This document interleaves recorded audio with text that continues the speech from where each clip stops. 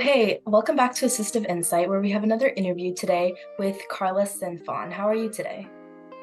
Hey, I'm good. Thank you for having me. Of course. So today we are going to be talking about Carla's experience with Ehlers-Danlos Syndrome, Mast Cell Activation Syndrome, rheumatoid arthritis, and its migraines. And you said that those were some of the few that were, spiking up recently. So if there is anything else you want to talk about, we can talk about that too. Okay, that sounds great. Cool. So I'm just going to start off by just giving a little rundown on what it is. We'll just start with Ehlers-Danlos syndrome, and then we can talk about your experience with them individually. Okay, sounds Okay. perfect. So Ehlers-Danlos syndrome, to start off, is a disease that affects connective tissue, mainly the skin, joints, and blood vessel walls. And symptoms include, overly flexible joints that dislocate, and translucent, elastic, and easily bruising skin. And in some cases, blood vessels can even dilate and rupture. But this is a very rare disease because there are less than 20,000 cases per year in the US. Did I kind of hit it all? Yes, that sounds right. Okay, cool. So, when were you, first diagnosed with this, and did you face a lot of the symptoms that were listed? Yes, so I've actually had symptoms since I was fairly young, since I was a kid. We just didn't know that it was. So Okay. EDS, that's what we call it for short. So Okay. we didn't know it was EDS. I was always told, oh, it's just like growing pains or it's fine. So I was a very fairly active kid. So they're like, oh, it's fine. You're just doing sports. It's part of doing sports. I was like, okay. And then when I went to college, it actually got pretty bad for me my sophomore year. Oh, Um, that's when things really kind of took a turn, and I was like, no, I don't know about this. I don't think it's going pace at this point. Um, and it still took like 7 years after that for me to actually get the EDS diagnosis. Um, wow. Okay. yeah, so it was a bit of a challenge to kind of figure out what it was. Mhm. Not a lot of doctors are really aware of it. I think lately there has been some more awareness, but back then, when I was trying to get a diagnosis, we couldn't. I mean, I didn't even know what it was, so I couldn't even go to doctors and be like, I think this is what it is. Right. Mm, So, did And you have to go around and see a lot of different doctors? yes. So because I was having specific issues with my joints at that point, I was seeing a lot of orthopedic doctors, sports medicine doctors, um, and we still couldn't figure it out. And then we got to a point where I even needed surgery in my last year of college Okay. for my shoulder because the labrum had torn. Okay. And that, in my case specifically, at least, it happened because my shoulder kept dislocating. And Mhm. so, because it dislocated so much, it essentially tore the muscle that's around it. And Okay. they're like, well, it's from overuse. So, like, I go Yeah. to college and I work at an Office Depot store. I don't think it's from overuse. Right. Yeah. Um, S- they're like, well, that's what it is. I'm like, are you sure though? Yeah. Um, so I had that surgery a little bit after I finished college, and we didn't really know it was EDS at that point. So I just kind of went through recovery, and they're like, your recovery is going really slow. Um, and I was like, well, I don't know what you want me to do about that. Yeah. Like, you tell me I'm going to physical therapy. But even seeing physical therapists, they would tell me, oh, you're really hypermobile, but they wouldn't tell me it was EDS or anything. They would just point out how flexible I was. Right. Yeah, so so it took about 7 years for me to get the diagnosis. Okay. Um, So did you also have problems like with the bruising skin and translucent skin? Was that not like assigned to any doctors or? um, so I do have translucent skin enough to where everyone looks at me and they're like, "Oh, we can see your veins. It's gonna be really easy to poke you." Okay. And we always joked around in my family that I was like I bruise really easily, so all of those were signs, but we couldn't put them together. None of my doctors were able to put that together really. And I mean, so I went to A&M, so College Station is not that big. There weren't that many doctors I could go see. And so none of the ones there were able to put it together for me. I saw a couple doctors in bigger cities, so I was like San Antonio, Austin, but no one could really put it together. Everyone was very dismissive. Right.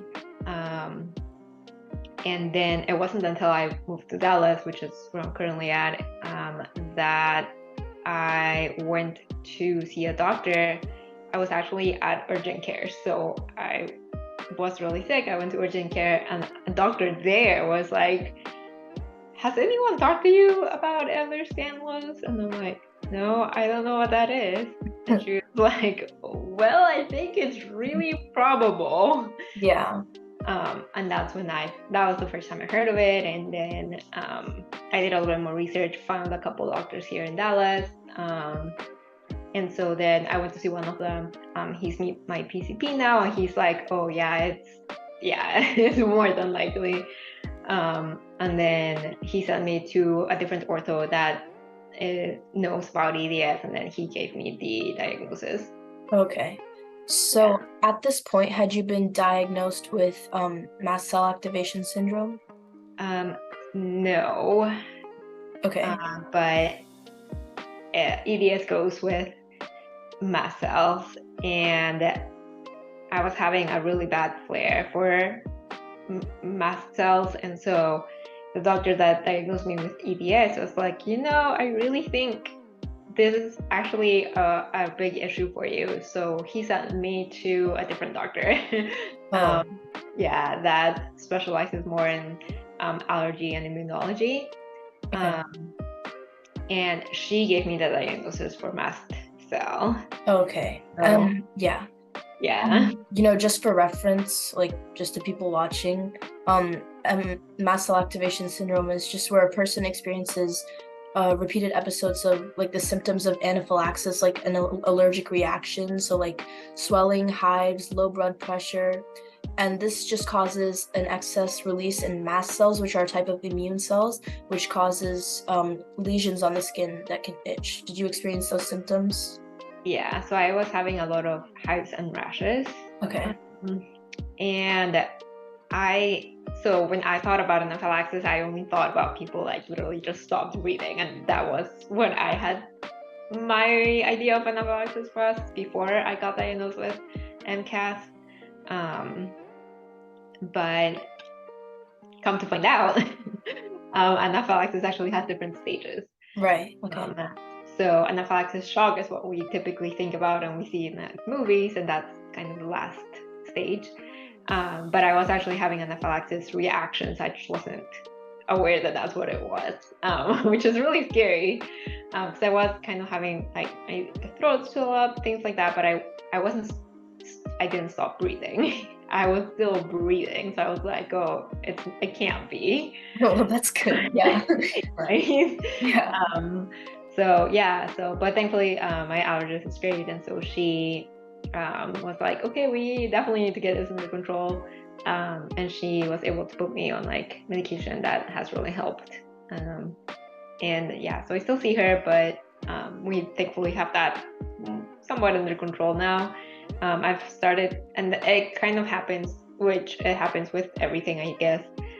It kind of happens by almost seasons, and so I'll have times when most of my conditions are controlled and life is fairly okay, and then seasons when things just get a little bit harder, and so it's just one of those where right now we're like, okay, well, because I have so many things, it's like, okay, well, is this thing causing this other thing, or are they completely separate? But we're trying to keep my symptoms under control at this point. Okay. So has having so many, like, you also have migraines, which is just like frequent and lingering headaches causing nausea or, vomiting, sensitivity to light, and then rheumatoid arthritis, which is like an autoimmune disease that causes inflammation in your body. Has having so many diseases coupled together I know it's made it harder for you. I mean, probably, right? But has it been difficult to, you know, deal with having so many, just physically as well as mentally?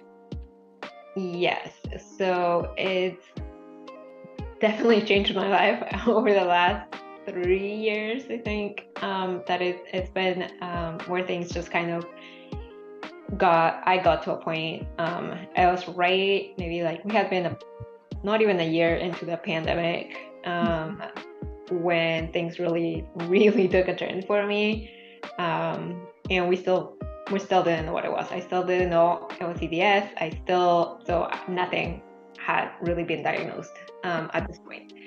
And so that's how I ended up at the urgent care, because we didn't know what was wrong.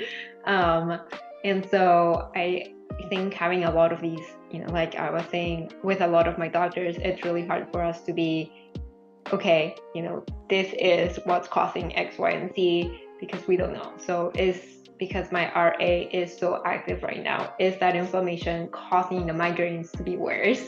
Right. We don't know that, because my RA hasn't been controlled for a year and a half. So it's just a lot of that with my doctors. Like, okay, well, I have so many of them now, and they're all like, well, did this get managed?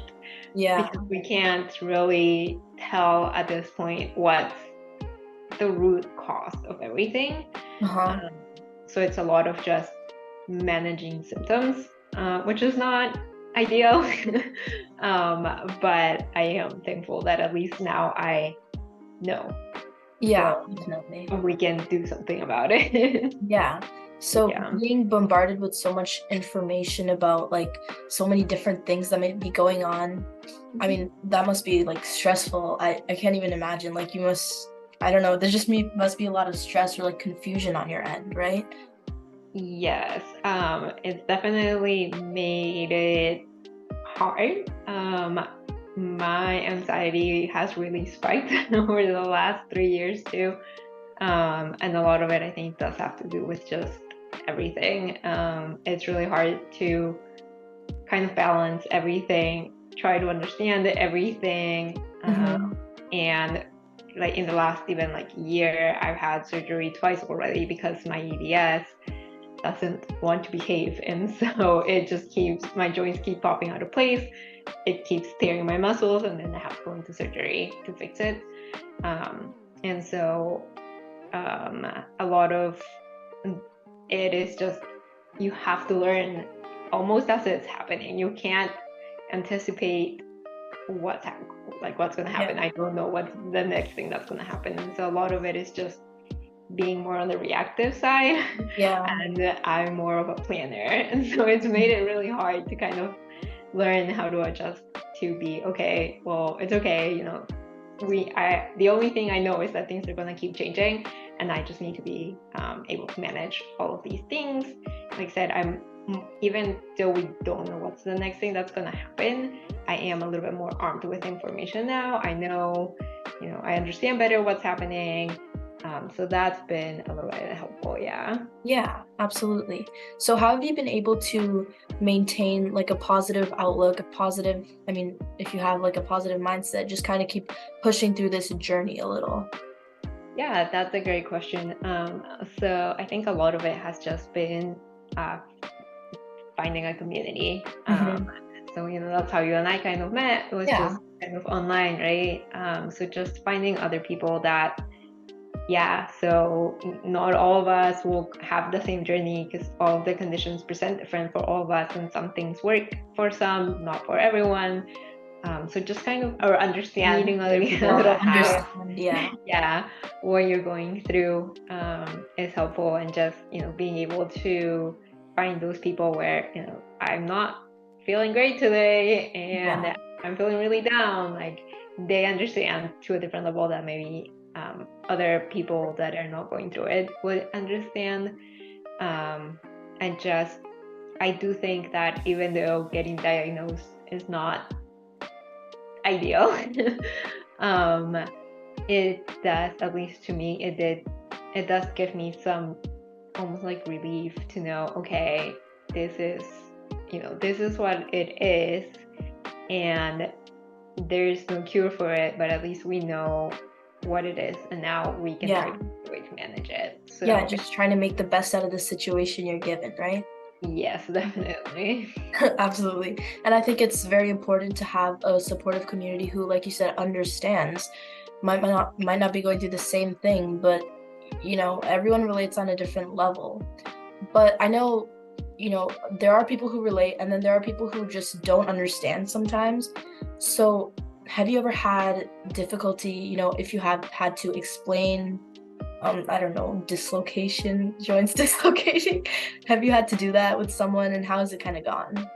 Yes, so I've kind of been on both sides of the spectrum where, so like I have a full-time job. I've had managers that are very understanding, and they're like, you go deal with what you need, and take the time you need. And then managers that will literally be like, sorry, you didn't tell me on time, you can't go to your appointment, or oh, I'm sorry you're not feeling well, but you still need to work. So I've kind of been on both sides of the spectrum there. And I used to get really frustrated at first, where I'm like, what do you mean you don't understand? Yeah. But I think as time has gone, and as I've tried to explain it to more people, I've just kind of learned that some people are gonna understand and some people won't, whether it's because they don't want to, or with some people it really is just it's not something I could have imagined until it happened. And so to some people it's not imaginable. Yeah, they can't connect to that, and that's fine. I'm glad they can't connect to this. But yeah, I've just kind of learned now where I'm like, okay, well, you know what, I want to do my best, and if you don't want to understand, then that's okay. I don't need you to. Yeah, we'll just keep my distance and I'll move on. Yeah. So anyone in your situation who might be dealing with, an uncooperative manager, or, an unfriendly coworker, do you have any tips on how someone might deal with that? How they might get across their point of, I'm not feeling well right now. I just really like. Yeah, I think, if it's your manager, probably if you can get out of that situation, then get out of that situation. But if you can't, then I think the best thing is just kind of what I did, that it didn't solve the problem, but it made it more manageable, was like, okay, so what are your expectations as my manager? Like, how long before, do you need to know that I have an appointment? Like, I need to tell you the day before, a week before, a month before? Like, what's your expectation? Right. And so it's not going to fix the problem, but it might help it not be such a big issue when it does come up again, and just kind of have it written down. So what I did was I had a conversation with my manager. After we talked, I was like, okay, so I just sent her an email just to make sure it was in writing. When you have a job, everything needs to be in writing. It's like, hey, so based on our conversation today, we've agreed that if I have a doctor's appointment, I will let you know this amount of time before, so that it won't be an issue and we can plan around it. And then even if it's just something quick like that, and whatever terms you agree to, right? So a lot of the times, things that I do that have worked really well is I communicate with my manager, and then I put it on my calendar, so that her calendar or his calendar, so that they are aware. People can book meetings with you, things like that. And if it's a coworker, then, well, they're not your manager. They're just gonna have to learn to deal with it.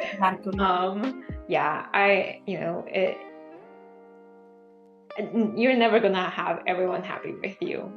When you're going through conditions and you have enough to worry about with all your medical things, then the last thing you want to do is try to deal with people that on a daily basis that are not going to understand, or are going to be really mean about it, or just won't be supportive. But there's always going to be those people. So the best thing you can do is just be like, identify those people and then do your best to keep your distance from them. Just not taking it personally too, because how someone feels should not affect you. Yes. Not control that. Yeah. I've had one too many instances where I've tried to, control how people feel, and it just never ends well. Definitely, that's true. Yeah. So just in general, someone who might be, juggling, frankly, as many illnesses or as you are, do you have any advice for them? Because I know, like, you are doing an amazing job of like juggling it all. Like, you have such a busy schedule, and like you're always on. Like, it's very admirable. Yeah. Thank you.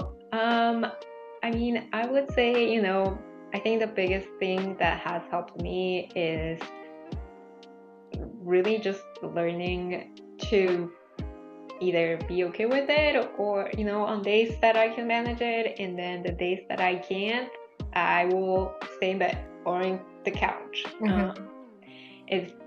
There's no right way to deal with this. Right. We each deal with it differently, and as long as you're not harming yourself or those around you, then deal with it the best way you can. Each day is going to be different, and it's not easy, and there are going to be so many times it's just frustrating because you want answers, you want things to get better, and that's okay too. It's okay to want those things. Like, there's nothing wrong with that. We're all human.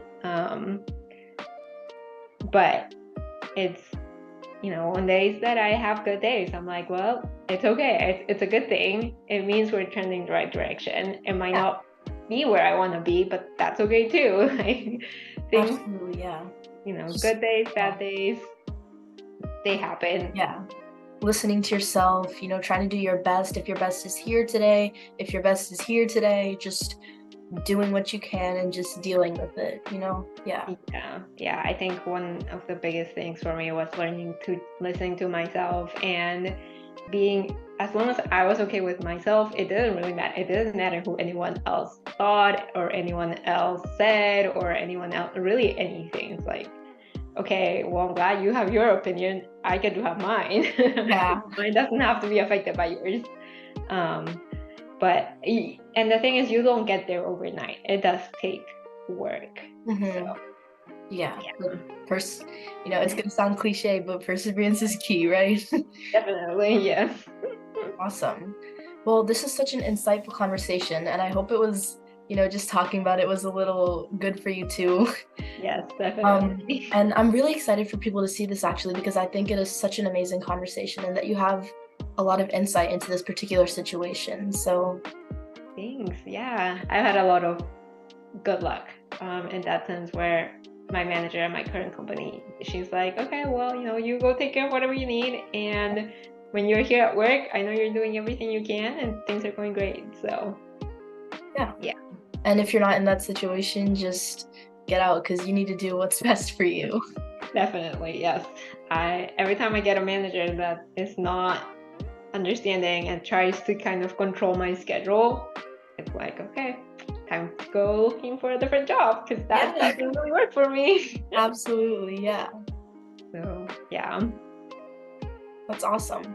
Well, I cannot wait to have this interview out, and I hope I get to speak to you soon again, because that was an amazing conversation, honestly. Awesome. Yeah, well, thank you for inviting me and letting me share a little bit. Of course, yeah. Thank you. All right, thanks. Have a good weekend. You too. Bye.